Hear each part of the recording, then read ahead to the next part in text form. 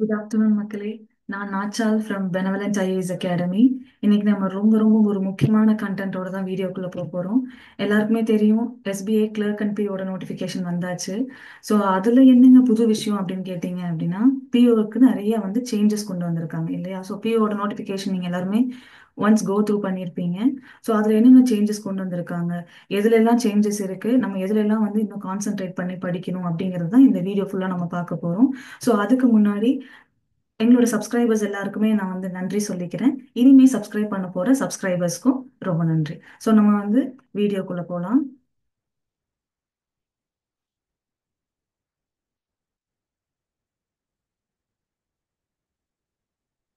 So உங்க எல்லாருக்கும் screen விசிபிளா இருக்கும்னு நினைக்கிறேன். ஃபர்ஸ்ட் நம்ம எஸ்பிஐ கிளர்க்கோட நோட்டிஃபிகேஷனை பத்தி ஜஸ்ட் பார்த்துடலாம். அதுக்கப்புறமா நம்ம பிஓல என்னென்ன சேஞ்சஸ் கொண்டு வந்திருக்காங்க, எது எதுலாம் சேஞ்சஸ் இருக்கு அப்படிங்கறத நம்ம பிஓவை நெக்ஸ்டா பார்த்துக்கலாம். இப்போ ஃபர்ஸ்ட் எஸ்பிஐ கிளர்க்கோடது பார்த்தீங்க அப்படின்னா, ஜூனியர் அசோசியேட் உங்க எல்லாருக்குமே தெரியும் இல்லையா? கஸ்டமர் அண்ட் சப்போர்ட் சேல்ஸ் அதுக்கான நோட்டிஃபிகேஷன் தான் எப்பவுமே இருக்கும். ஸோ அதோட ஸ்டார்டிங் அப்ளிகேஷன் டேட் பார்த்தீங்கன்னா 17th of December. And last date of application பார்த்தீங்கன்னா நெக்ஸ்ட், அதாவது ஜனவரி 2025, 7th of January last date. இதுல பார்த்தீங்கன்னா வேகன்சிஸ் 13,735 வேகன்சிஸ் இருக்கு. 13,735 வேகன்சிஸ் கொடுத்துருக்காங்க. ஸோ மினிமம் ஏஜ் லிமிட் எப்பயும் போல 20 இயர்ஸ் இருக்கணும். மேக்ஸிமம் ஏஜ் லிமிட் 28 இயர்ஸ் இருக்கணும். ஒவ்வொரு கேட்டகரிக்கும் நமக்கு தெரியும், ஒவ்வொரு கம்யூனிட்டி வைஸா ஏஜ் ரிலாக்ஸேஷன் இருக்கும் அப்படின்னு சொல்லி. ஸோ அது ஒன்ஸ் நீங்க வெரிஃபை பண்ணிட்டு அப்ளை பண்ணிக்கோங்க. மேக்ஸிமம் ஏஜ் லிமிட்ல இருக்கவங்க ஒன்ஸ் நீங்க 28 இயர்ஸ்ல இருக்கீங்க, இல்ல 29 முடிஞ்சிருச்சு அப்படிங்கிற பட்சத்துல நீங்க உங்களோட நோட்டிபிகேஷன் படி உங்களோட கம்யூனிட்டி வைஸ் என்னவோ அதுக்கு ஏஜ் ரிலாக்ஸேஷன் கொடுத்து நீங்க அப்ளை பண்ணிக்க முடியும். அதே மாதிரி சேலரி பார்த்தீங்க அப்படின்னா 24,000, அப்ராக்சிமேட்லி 24,000ல இருந்து 64,000 வரைக்கும் உங்களுக்கு சேலரி டிஃபரன்ஸ் இருக்க போகுது. வித் எல்லா அலவன்சஸோடையுமே இருக்கும். மீடியம் ஆஃப் எக்ஸாம் இதுல இப்போ பாத்தீங்கன்னா, மீடியம் ஆஃப் எக்ஸாம் நம்ம இங்கிலீஷ் ஹிந்தி இருக்கும் அப்படிங்கிறது எல்லாருக்குமே தெரியும். இப்போ கரண்ட் இயர்ஸ்ல நம்ம என்ன பண்ணலாம் அப்படின்னா தமிழ்லையும் எழுதிக்கலாம். எஸ்பிஐ கிளர்க்ல நீங்க தமிழ்லையும் எழுதிக்க முடியும். Application fees 750 rupees. அதாவது நீங்க ஜென்ரலா இருக்கீங்க, இல்ல ஓபிசி கேட்டகரியில இருக்கீங்க, இல்ல இடபிள்யூஎஸ் கேட்டகரியில இருக்கீங்க அப்படின்னா இதுல உங்களுக்கு ஃபீஸ் பாத்தீங்கன்னா 750 ருபீஸ். மற்ற கேட்டகரிஸ் எல்லாருக்குமே எஸ்சி எஸ்டி மற்ற எல்லா கம்யூனிட்டிஸ்க்குமே பார்த்தீங்கன்னா ஃபீஸ் கிடையாது. ஸோ அவங்க எல்லாருக்குமே ஃப்ரீ ஆஃப் காஸ்ட் தான். அடுத்து செலெக்ஷன் ப்ரொசீஜர் பார்த்தீங்கன்னா, இதில் கிளர்க்கை பொறுத்த வரைக்கும் 3 லெவல்ஸ் இருக்க போது. Prelims, mains and language proficiency test அப்படின்னு சொல்லி இருக்க போகுது. ஸோ ப்ரிலிம்ஸ் மெயின்ஸ் எல்லாருக்குமே தெரியும். இந்த லாங்குவேஜ் ப்ரொஃபிஷியன்சி டெஸ்ட்னா என்னங்க அப்படின்னு பார்த்தீங்கன்னா, லாங்குவேஜ் ப்ரொஃபிஷியன்சி டெஸ்ட்ல இப்போ நீங்கள் 10th அண்ட் 12th ஸ்டாண்டர்ட் படிக்கும்போது உங்களோட லாங்குவேஜ் இப்போ நீங்கள் தமிழ்நாட்டில் நம்ம எக்ஸாம் எழுதுறோம் அப்படின்னா லாங்குவேஜ் பேசிஸில் நீங்கள் தமிழ் படிச்சிருக்கணும். 10th சரி 12th சரி உங்களோட ஒரு சப்ஜெக்ட் தமிழாக இருக்கணும். அப்படி தமிழாக இருந்துச்சு அப்படின்னா உங்களுக்கு லாங்குவேஜ் ப்ரொஃபிஷியன்சி டெஸ்ட் இருக்காது. அப்படி இல்லாத பட்சத்தில் நீங்கள் லாங்குவேஜ் ப்ரொஃபிஷியன்சி டெஸ்ட் எழுதி கிளியர் பண்ணுற மாதிரி இருக்கும். ஸோ நம்ம மெயின்ஸ் உங்களோட மார்க் மெயின்ஸுக்கும் கணக்கு பண்ணுவாங்க, லாங்குவேஜ் ப்ரொஃபிஷியன்சி டெஸ்ட்டுக்கும் கணக்கு எடுத்துப்பாங்க. ஸோ இது ரெண்டையும் டெஸ்ட் பண்ணி தான், இது ரெண்டோட மார்க்ஸையும் கணக்கு எடுத்து தான் உங்களை குவாலிஃபையா மெரிட் லிஸ்ட்ல சேர்ப்பாங்க. குவாலிஃபைடா இல்லையா அப்படிங்கிற merit list mains plus language proficiency test பார்த்து தான் இருக்கும்.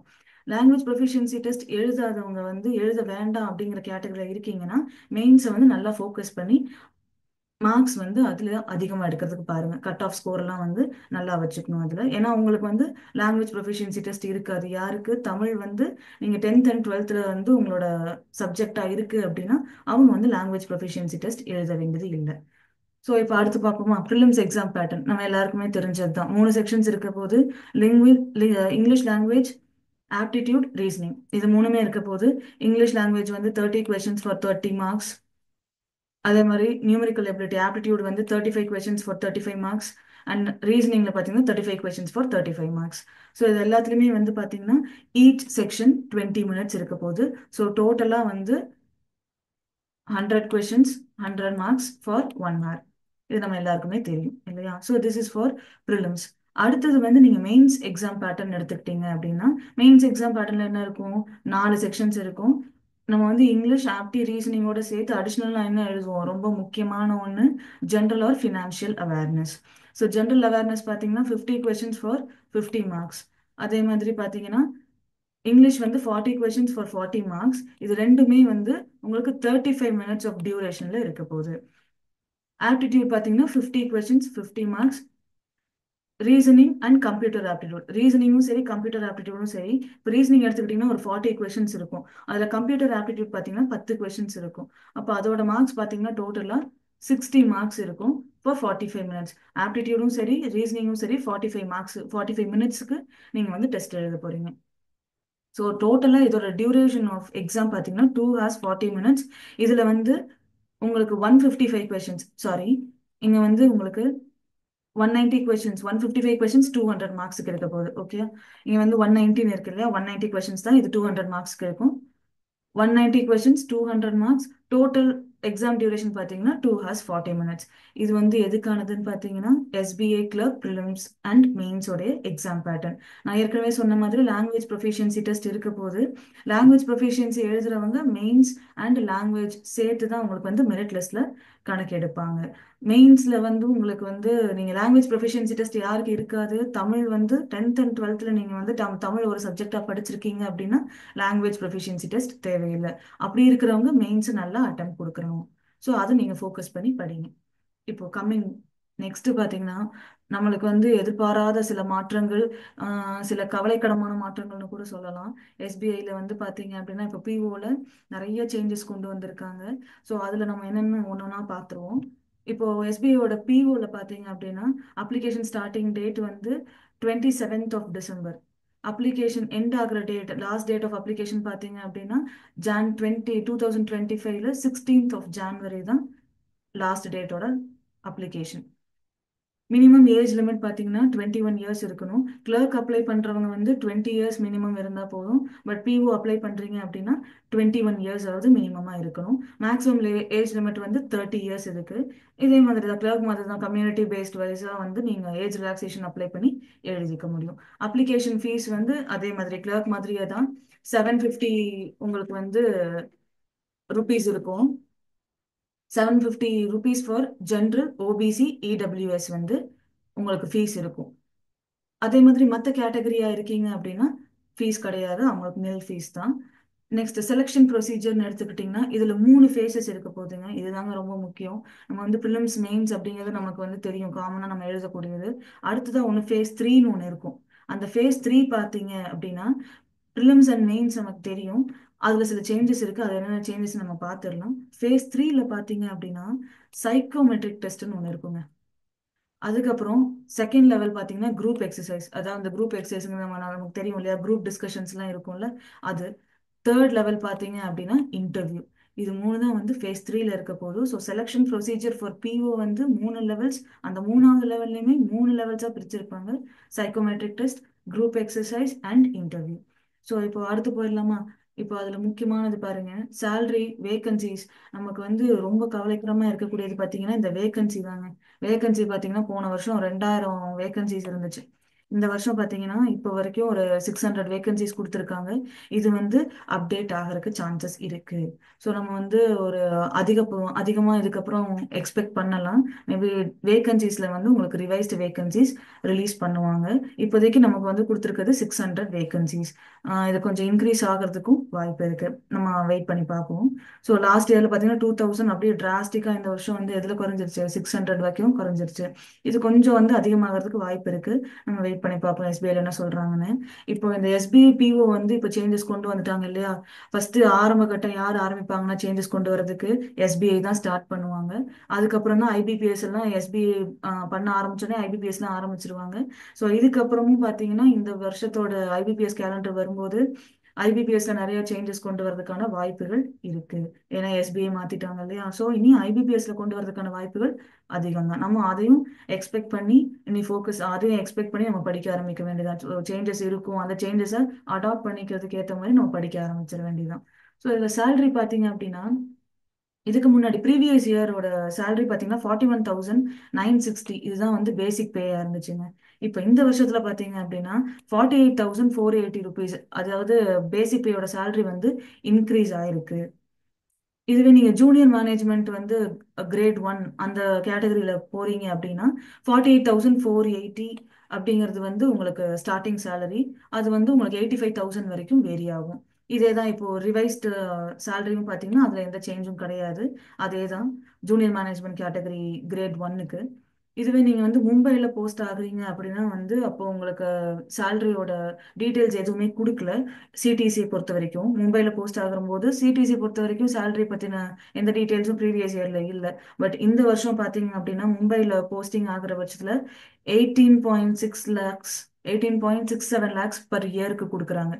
ஓகேங்களா, நல்லா பார்த்துக்கோங்க. மும்பைல போஸ்டிங் ஆகுறவங்கலாம் 18.67 லேக்ஸ் வந்து உங்களுக்கு பர் இயருக்கு கிடைக்கும் வித் ஆல் த அலவன்சஸ்.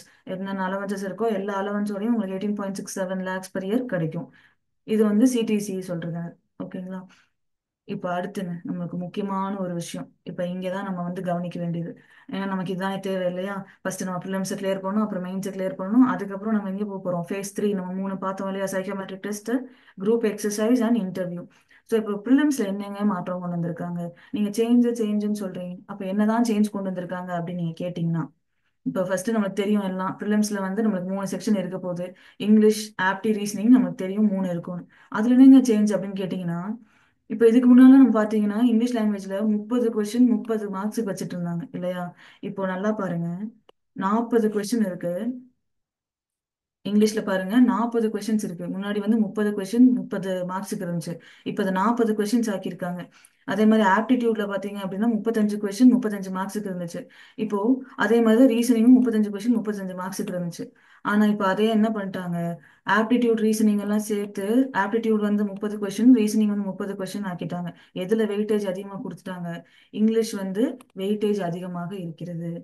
அப்போ நீங்க அதை வந்து நல்லா ஃபோக்கஸ் பண்ணி படிக்கிற மாதிரி இருக்கும். ஏற்கனவே எல்லாருக்கும் தெரியும் இல்லையா, எஸ்பிஐல வந்து இங்கிலீஷ் வந்து எந்த லெவல்ல நமக்கு வந்து கேட்பாங்க அப்படிங்கிறது நமக்கு நல்லா தெரியும். டஃப்னஸ் லெவல் யூஸ்வலாகவே எஸ்பிஐல, அதுவும் இங்கிலீஷ் வந்து சொல்லவே வேண்டாம், நம்மளுக்கு வந்து கண்டிப்பா டஃப்பாக தான் இருக்கும். அதுவும் இப்போ வந்து என்ன பண்ணிட்டாங்க, நம்பர் ஆஃப் கொஷின்ஸை ரைஸ் பண்ணிட்டாங்க. ஸோ நம்ம வந்து இங்கிலீஷை இன்னுமே நல்லா ஃபோக்கஸ் பண்ணி நிறைய டெஸ்ட்ஸ் எல்லாம் போட்டு நிறைய ப்ராக்டிஸ் பண்ணி ப்ராக்டிஸ் கொடுத்து இங்கிலீஷை வந்து கிளியர் பண்ற மாதிரி பார்த்துக்கணும். இதுல பாத்தீங்கன்னா முக்கியமான கட்டம் என்னன்னா, இது எல்லாத்துலயும் செக்ஷனல் டைமிங் உண்டு தான், 20-20 மினிட்ஸ். அதுல எந்த சேஞ்சும் இல்லை, 1 மணி நேரம் தான். டியூரேஷன் ஆஃப் டைம்ல எல்லாம் மாற்றம் இல்லை. எதுல மாற்றம் நல்லா பாருங்க. நம்ம வந்து செக்ஷனல் உங்களுக்கு வந்து மார்க்ஸ் இருந்துச்சு. இதுல எல்லாம் பாருங்க 30 கொஸ்டின்ஸ் 30 மார்க்ஸ், 35 மார்க்ஸ், 35 மார்க்ஸ் வச்சிருந்தாங்க. இப்ப பாருங்க இந்த ரிவைஸ்டு எடிஷன்ல ரிவைஸ்டு மார்க்ஸ்ல இந்த மாதிரி செக்ஷனல் உங்களுக்கு மார்க்கே கொடுக்கல. ஓவராலா தான் 100 மார்க்குன்னு கொடுத்துருக்காங்க. அப்ப செக்ஷனல் மார்க்குன்னு ஒண்ணு வைக்கவே இல்லை. ஸோ அப்ப நீங்க வந்து ஓவராலா ஃபோக்கஸ் பண்ணுங்க. அதிக அட்டம்ஸ் கொடுக்க ட்ரை பண்ணி, அதிக அட்டம்ஸ் கொடுக்கறது மட்டும் இல்லை, அக்யூரசி முக்கியம். அதிக அட்டம்ஸ் கொடுக்குற அளவுக்கு அக்யூரசி இருந்தா மட்டும்தான் நீங்க இதை கிளியர் பண்ண முடியும் ஓவரால் கட் ஆஃப்ல. மொத்தமா 100 மார்க்குன்னு வச்சுட்டாங்க. அப்ப நமக்கு வந்து எவ்வளவு இதுல வந்து இவ்வளவு கட் ஆஃப் வேணும், இதுல இவ்வளவு கட் ஆஃப் வேணும்னு ஃபோக்கஸ் பண்றதை தவிர்த்துட்டு நம்ம மொத்தமா எதுல ஃபோக்கஸ் பண்ணணும், ஓவரால் கட் ஆஃப்ல. இதுலயும் பாத்தீங்கன்னா இங்கிலீஷ்ல என்ன பண்ணிட்டாங்க, அதிகமான மார்க்ஸ் வச்சுட்டாங்க. அப்ப நம்ம அட்டம்ப்டையும் இன்க்ரீஸ் பண்ணாதான் அட்டம்ப்ட்க்கு ஏத்த மாதிரி அக்யூரசி கொடுக்கணும்.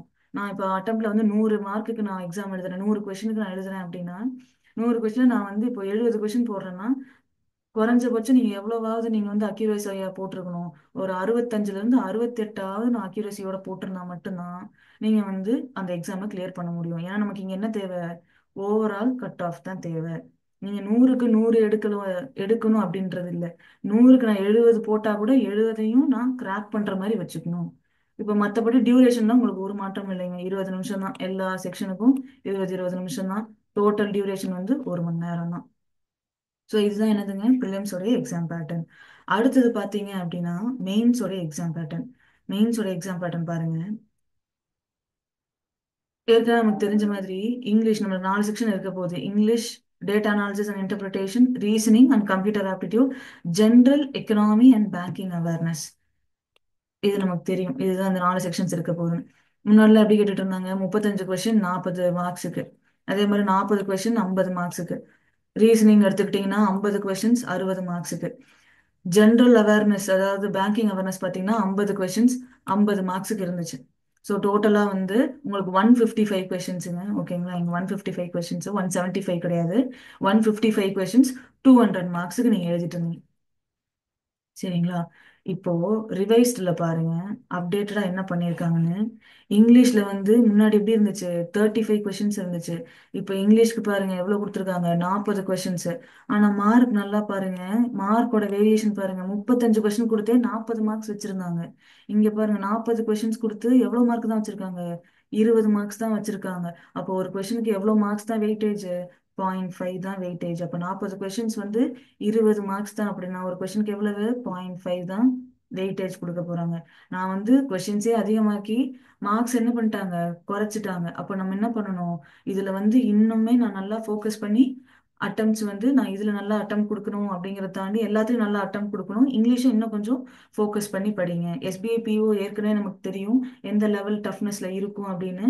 இப்போ நம்ம நல்லா கவனம் கொடுத்து படிக்க வேண்டியது எதுக்கு, இங்கிலீஷ்ல. அடுத்தது பாத்தீங்கன்னா டேட்டா அனாலிசிஸ் அண்ட் இன்டர்பிரிட்டேஷன். இதுல பாருங்க, முன்னாடி எவ்வளவு கேட்டிருந்தாங்க, போன வருஷம் வரைக்கும் 40 கொஷின்ஸ் இருந்துச்சு. இப்போ பாருங்க 30 கொஷின் தான் இருக்கு. ஆனா மார்க் என்னது, 60 மார்க். ஒரு கொஷனுக்கு 2 மார்க் அப்படிங்கிற மாதிரியான வெயிட்டேஜ் கொடுத்துருக்காங்க. இங்கிலீஷ்ல பாதிக்கு பாதி மார்க் வெயிட்டேஜ் குறைச்சிருக்காங்க. இதுல டபுள் த மார்க்ஸ் கொடுத்துருக்காங்க. அதே மாதிரி ரீசனிங் அண்ட் கம்ப்யூட்டர் ஆப்டிடியூட்ல பாத்தீங்கன்னா 40 கொஷின்ஸ். 40 கொஷின்ஸுங்கிறது அதாவது போன வருஷத்துக்குரிய கொஷின்ஸ்ல இருந்து ரெடியூஸ் பண்ணிட்டாங்க நம்பர் ஆஃப் கொஷின்ஸ்.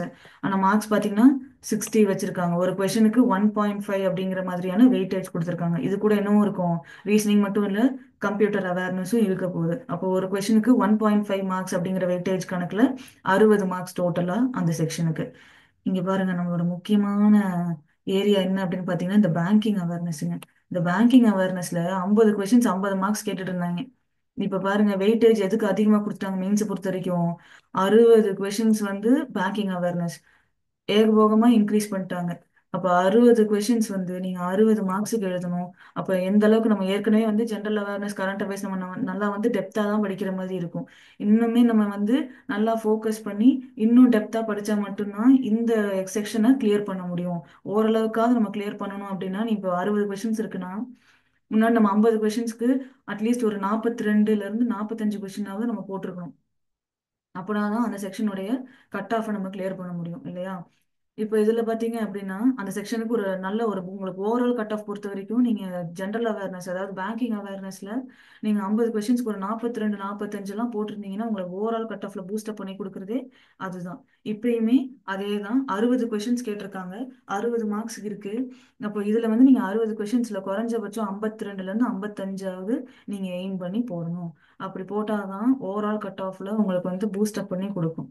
இப்போ டைம் பாருங்க, இங்கிலீஷ் லாங்குவேஜுக்கு 40 நிமிஷம், 40 கொஷின்ஸ் 40 நிமிஷம்.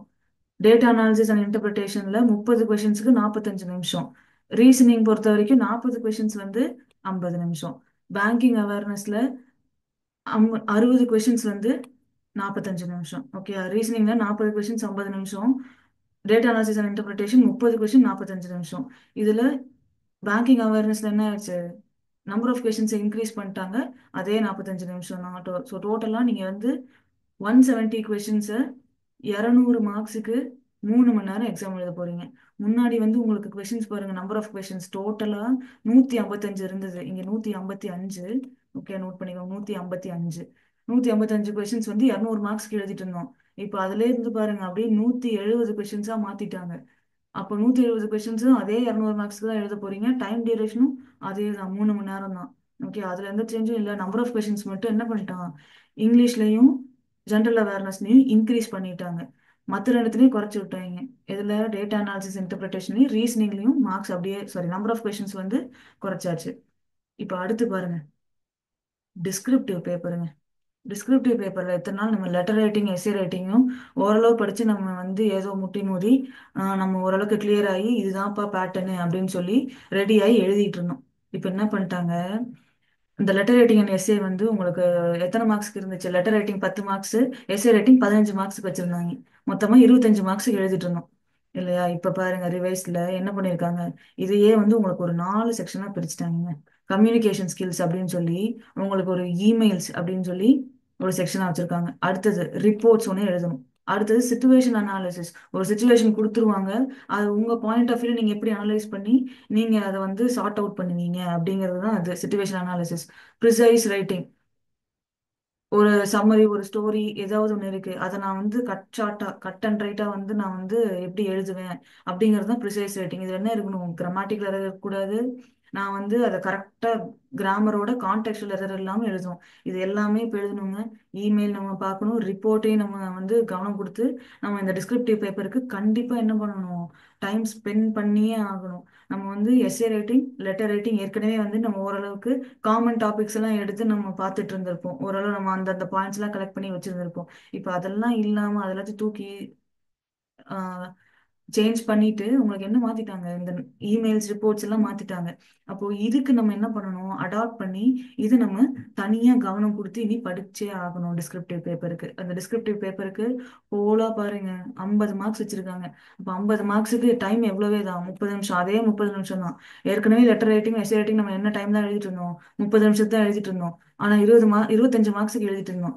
இப்ப பாத்தீங்கன்னா 50 மார்க்ஸ். ஆனா டைம் வேரியேஷன் மட்டும் உங்களுக்கு மாறவே இல்லை. டைம் அதே 1/2 மணி நேரம் தான். அந்த 1/2 மணி நேரத்துக்குள்ள நம்ம இத்தனையும் நம்ம பண்ணிதான் ஆகணும், வேற வழியே இல்லை.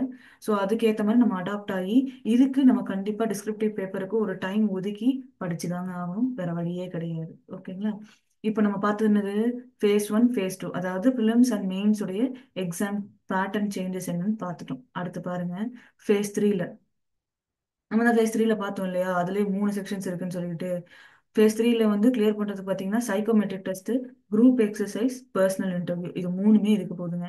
அப்போ அந்த சைக்கோமெட்ரிக் டெஸ்ட், நம்ம சைக்கோமெட்ரிக் டெஸ்ட்ல வந்து அது நமக்கு யூஸ்வலா இருக்கிறது தான்.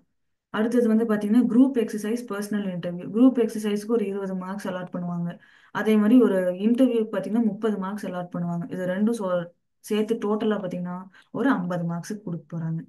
அப்போ இதுதான் வந்து phase 3க்கான ஸ்ட்ரக்சர். சரிங்களா? இப்ப பாருங்க ஃபைனல் செலெக்ஷன்ல என்ன பண்ணுவாங்க அப்படின்னு பாத்தீங்கன்னா, ஃபைனல் செலெக்ஷன் பொறுத்த வரைக்கும் உங்களுக்கு வந்து ப்ரிலிம்ஸ் உடைய மார்க் கணக்கெடுக்கப்படாது. ஓகேங்களா? ஃபைனல் செலெக்ஷன் பொறுத்த வரைக்கும் ப்ரிலிம்ஸோட மார்க் கணக்கெடுக்க மாட்டாங்க. நம்ம ஏற்கனவே பார்த்தோம், ப்ரிலிம்ஸ்க்கு ஓவரால் மார்க்ஸ் 100 தான் கொடுத்துருக்காங்க. உங்களுக்கு செக்ஷனல் வைஸ் மார்க்ஸ் அவங்க கொடுக்கவே இல்லை. இந்த தடவை ஓவரால் மார்க்ஸ் 100ன்னு கொடுத்துட்டாங்க. ஓகே, இது வரைக்கும் செக்ஷனல் மார்க்ஸா வச்சிருந்தாங்க. ஆனா இப்போ அப்படி இல்லை, மொத்தமா 100 மார்க்ஸுக்குன்னு அவன் கொடுத்துட்டான், செக்ஷனல் மார்க் தனியா கொடுக்கல. அப்போ உங்களுக்கு ப்ரிலிம்ஸோடைய மார்க் வந்து கணக்கெடுக்க மாட்டாங்க ஃபைனல் மெரிட் லிஸ்ட்ல.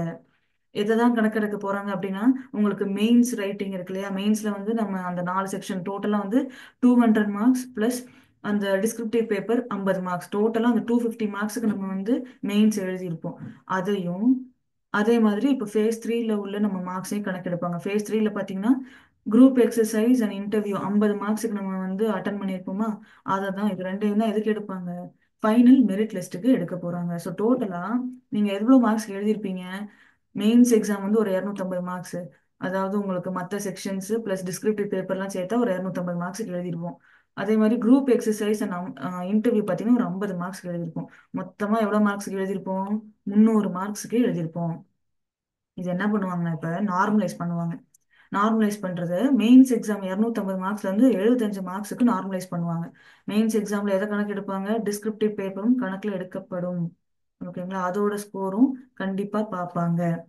ஓகேங்களா? அப்போ அதை 75 மார்க்ஸுக்கு உங்களுக்கு நார்மலைஸ் பண்ணுவாங்க. குரூப் எக்ஸசைஸ் அண்ட் இன்டர்வியூ 50 மார்க்ஸுக்கு நம்ம அட்டன் பண்ணோம் பாத்தீங்களா, அதை வந்து 25 மார்க்ஸுக்கு நார்மலைஸ் பண்ணி மொத்தமா 100 மார்க்ஸுக்கு கணக்கு எடுத்துருவாங்க. இதுதான் ஃபைனல் மெரிட் லிஸ்ட்ல உங்களுக்கு இருக்க போகுது. இந்த ஃபைனல் மெரிட் லிஸ்ட்ல அப்போ எப்படி நார்மலைஸ் பண்ண போறாங்க, 250 மார்க்ஸ் மெயின்ஸ் எக்ஸாம்ல அப்ஜெக்டிவ் டெஸ்ட்டும் டிஸ்கிரிப்டிவ் பேப்பரும் சேர்த்து 250 மார்க்ஸுக்கு எழுதியிருப்போம். அதை எவ்வளவு நார்மலைஸ் பண்ண போறாங்க, 75 மார்க்ஸுக்கு. அதுவே நீங்க குரூப் எக்ஸசைஸ் இன்டர்வியூ வந்து நம்ம 50 மார்க்ஸுக்கு எழுதியிருப்போம், சாரி அட்டன் பண்ணியிருப்போம். அது 25 மார்க்ஸுக்கு நார்மலைஸ் பண்ணி மொத்தமா 100 மார்க்ஸுக்கு எடுத்துருவாங்க நார்மலைஸ் பண்ணி. இதுதான் ஃபைனல் செலெக்ஷன்ல உங்களுக்கு மெரிட் லிஸ்ட்ல கணக்கெடுக்க போறது. ஓகேங்களா? அப்போ ஃபைனல் செலெக்ஷன்ல நீங்க என்ன பண்ணணும், மெயின்ஸ் எக்ஸாமையும் நல்லா பண்ணணும். ஏன்னா மெயின்ஸ் எக்ஸாமோடக்கான மார்க்ஸையும் கணக்கெடுப்பாங்க. phase 3 அந்த ரெண்டு குரூப் எக்ஸசைஸ் பிளஸ் இன்டர்வியூ இதையும் கணக்கெடுத்து தான் உங்களுக்கு எதுல கொடுப்பாங்க, ஃபைனல் மெரிட் லிஸ்ட்ல கொடுப்பாங்க. ப்ரிலிம்ஸ் எக்ஸாம் உடைய மார்க் கணக்கெடுக்கப்பட மாட்டாது. ஓகேங்களா? அதை ஞாபகம் ஞாபகம் வச்சுக்கோங்க. இப்போ கட் ஆஃப் டீடைல்ஸ் பாருங்க. கட் ஆஃப் டீடைல்ஸ்ல இது வரைக்கும் வந்து நம்மளுக்கு செக்ஷனல் கட் ஆஃப் வந்து ப்ரிலிம்ஸ்லயா இருக்கட்டும், ப்ரிலிம்ஸ் பொறுத்த வரைக்கும் சொல்றேன். ப்ரிலிம்ஸ் பொறுத்த வரைக்கும் உங்களுக்கு போன வருஷமும் சரி, போன வருஷம் வரைக்கும் இது ப்ரிலிம்ஸ் கட் ஆஃப் வந்து தனியா கிடையாது. ப்ரிலிம்ஸ்க்குன்னு வந்து செக்ஷனல் கட் ஆஃப் கிடையாது, ஓவரால் கட் ஆஃப் தான் இருந்துச்சு. இப்பயும் ரிவைஸ்ட்லயும் அதே தான் ஓவரால் கட் ஆஃப் தான் பார்க்க போறாங்க, செக்ஷனல் கட் ஆஃப் கிடையாது. அதனால தான் முன்னமே சொன்ன மாதிரி ஒரு 100 மார்க்ஸ் அப்படியே கொடுத்துட்டாங்க. ஓகே, டோட்டலா 100 மார்க்ஸ்க்கு நீங்க வந்து எடுக்கணும் அப்படின்னு. ஆனா இதுக்கு முன்னாடி பாத்தீங்கன்னா செக்ஷனல் கட் ஆஃப் கிடையாது தான். ஆனா உங்களுக்கு வந்து மார்க்ஸ் செக்ஷன் வைஸ் மார்க்ஸ் மட்டும் வச்சிருந்தாங்க, கட் ஆஃப் இல்லாம. இப்போ இந்த தடவை பாத்தீங்கன்னா செக்ஷன் செக்ஷன் வைஸ் மார்க்கும் அவங்க கொடுக்கல. அது போல என்னதான் கொடுத்தாங்க, செக்ஷன் வைஸ் கட் ஆஃபும் கிடையாது, செக்ஷன் வைஸ் மார்க்கும் கிடையாது. ஸோ நீங்க பார்க்க வேண்டியது, ஃபோக்கஸ் பண்ண வேண்டியது எதை தான், ஓவரால் கட் ஆஃப் தான். Overall marks and overall cut off focus பண்ணீங்கன்னா போதுமானது. இப்போ மெயின்ஸ்ல பாருங்க, செக்ஷனல் கட் ஆஃப் வந்து மெயின்ஸ்ல போன வருஷம் வரைக்கும் செக்ஷனல் கட் ஆஃப்ன்ற ஒண்ணு கிடையாதுங்க. இப்போ என்ன பண்ணியிருக்காங்கன்னா இந்த வருஷம் ஒரு மினிமம் ஸ்கோர் வந்து அவங்க ஒவ்வொரு செக்ஷனுக்கும் ஃபிக்ஸ் பண்ணியிருக்காங்க. அதாவது செக்ஷனல் கட் ஆஃப் உண்டு அப்படிங்கிறத சொல்லியிருக்காங்க மெயின்ஸ் பொறுத்த வரைக்கும். இதை நீங்க நோட் பண்ணி வச்சுக்கணும். அப்போ ஒவ்வொரு செக்ஷன்லையும் நீங்க செக்ஷனல் கட் ஆஃபை எடுத்தே ஆகணும். ஏன்னா செக்ஷனல் கட் ஆஃப் பொறுத்த வரைக்கும் பார்த்தீங்கன்னா இங்கிலீஷ்ல பாதிக்கு பாதி மார்க், அதாவது 0.5 மார்க் தான் ஒரு கொஷனுக்கு வெயிட்டேஜ். அதே நீங்க வந்து ரீசனிங் எடுத்துக்கிட்டீங்கன்னா ஒரு கொஷனுக்கு 1.5 மார்க்ஸுக்கு வெயிட்டேஜ். ஆப்டிடியூட் எடுத்துக்கிட்டீங்க அப்படின்னா ஒரு கொஷனுக்கு 2 மார்க்ஸ் அப்படிங்கிற வெயிட்டேஜ் கணக்குப்படி. பேங்கிங் அவேர்னஸ் ஒரு கொஷனுக்கு 1 மார்க். அப்போ இது எல்லாத்தையும் நீங்க மைண்ட்ல கால்குலேட் பண்ணி ஒரு பிளான்டா பக்காவா ஃபோக்கஸ் பண்ணி ஒரு எக்ஸாம் படிக்கும்போது உட்காருங்க. அப்பதான் வந்து, ஏன்னா இது எல்லா பேட்டர்னும் இப்போ என்ன ஆயிருக்கு, சேஞ்ச் ஆயிருக்கு. அதனால நல்லா வந்து நீங்க இப்போ ஃபோக்கஸ் பண்ண வேண்டியது என்ன அப்படின்னா இங்கிலீஷ் லாங்குவேஜை இன்னும் கொஞ்சம் கூடுதலா கவனம் கொடுத்து படிக்க வேண்டியது இருக்கும். ப்ளஸ் அதே மாதிரி பேங்கிங் அவேர்னஸையும் கூடுதலா கவனம் கொடுத்து படிக்க வேண்டியது இருக்கும். ஏன்னா இங்கிலீஷை வந்து ஏற்கனவே நம்மளுக்கு டஃப்பாக தான் வைப்பாங்க. அப்போ இந்த தடவை வந்து உங்களுக்கு இங்கிலீஷோடைய நம்பர் ஆஃப் கொஸ்டின்ஸும் ஜாஸ்தி, அதே சமயம் உங்களுக்கு வந்து வெயிட்டேஜ் குறைவு. அப்போ நீங்கள் வந்து செக்ஷனல் கட் ஆஃப் எடுக்கணும் அப்படிங்கிற பட்சத்தில் நீங்கள் கண்டிப்பாக என்ன பண்ணணும், ஃபோக்கஸ் பண்ணி தான் ஆகணும். அடிஷ்னலாக இந்த டிஸ்கிரிப்டிவ் பேப்பர், இதுக்கு நீங்கள் கவனம் கொடுத்தே ஆக வேண்டும்.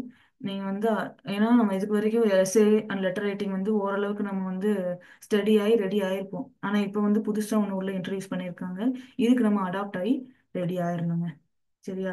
இதாங்க இன்னைக்கு வந்து நம்ம பிஓடைய சேஞ்சஸ் நீங்க பார்த்துருப்பீங்க. ஸோ அதனால பிஓக்கு என்னென்ன மாதிரியே சேஞ்சஸ்லாம் கொண்டு வந்திருக்காங்களோ அதுக்கேற்ற மாதிரி நம்ம ரெடி ஆயிடணும். கிளர்க் வந்து இப்போவே வந்து நம்மளுக்கு அப்ளிகேஷன் டேட் பாதி முடிஞ்சிருச்சு. ஸோ கிளர்க் அப்ளை பண்ணியிருப்பீங்க, பிஓவும் அப்ளை பண்ண ஸ்டார்ட் பண்ணியிருப்பீங்க. அப்ளை பண்ணவங்க எல்லாருமே வந்து இன்னைக்கு ஃபோக்கஸ் பண்ணி இந்த அட்டம்ப்ட்டுக்கு வந்து பெஸ்ட்டாக கொடுத்து கிளியர் பண்ண ட்ரை பண்ணுங்க. அதே சமயம் வந்து பார்த்தீங்க அப்படின்னா இந்த கிளர்க் பொறுத்த வரைக்கும் உங்களுக்கு எந்த சேஞ்சஸுமே இல்லைங்க, அது நான் உங்களுக்கு ஏற்கனவே சொன்னேன். இப்போ பிஓல இருக்கிற சேஞ்சஸை மட்டும் நீங்கள் நோட் பண்ண வேண்டியது எக்ஸாம் பேட்டர்ன் சேஞ்ச் தான் நமக்கு ஃபர்ஸ்ட் நம்ம நோட் பண்ண வேண்டியது. ஓகேங்களா? அதுக்கு ஏற்ற மாதிரி ரெடி ஆகி படிங்க.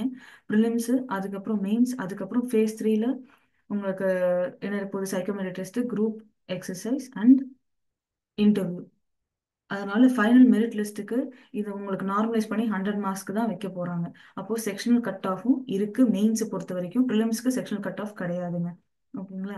ஸோ உங்களுக்கு இந்த வீடியோ வந்து இப்போ கிளியரா இருக்கும்னு நினைக்கிறேன். ஸோ ஒன்ஸ் வந்து எந்த இடத்துல வந்து நீங்க சேஞ்சஸ் வந்திருக்கோ அதை ஒன்ஸ் வீடியோ பாஸ் பண்ணிட்டு பார்த்துக்கோங்க. இதில் வந்து உங்களுக்கு previous year number of questions பார்த்தீங்கன்னா மெயின்ஸ் பொறுத்த வரைக்கும் 155ங்க. மறுபடியும் நான் சொல்லிடுறேன், 155. இப்போ வந்து 170க்கு இன்க்ரீஸ் பண்ணியிருக்காங்க. கிட்டத்தட்ட ஒரு 15 கொஸ்டின்ஸ் வந்து இன்க்ரீஸ் பண்ணி கொடுத்துருக்காங்க. அதனால நீங்கள் அதை கொஞ்சம் நோட் பண்ணிக்கணும். ஸோ நம்பர் ஆஃப் கொஸ்டின்ஸு நீங்கள் எதை ஃபோக்கஸ் பண்ணணும், எதில் கவனம் கொடுத்து இன்னும் நம்ம அதிகமாக படித்து கிளியர் பண்ணணும் அப்படிங்கிறத நீங்கள் கவனமாக இருக்கணும். சரிங்களா?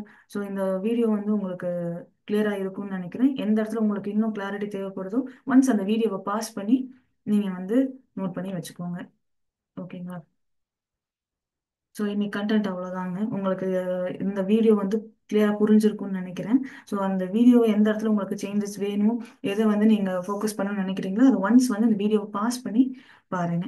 ஓகேங்களா? ஸோ நெக்ஸ்ட் வீடியோவில் வந்து அடுத்து ஒரு யூஸ்ஃபுல்லான கண்டென்ட்டோட நெக்ஸ்ட் மீட் பண்ணலாம். Thank you guys.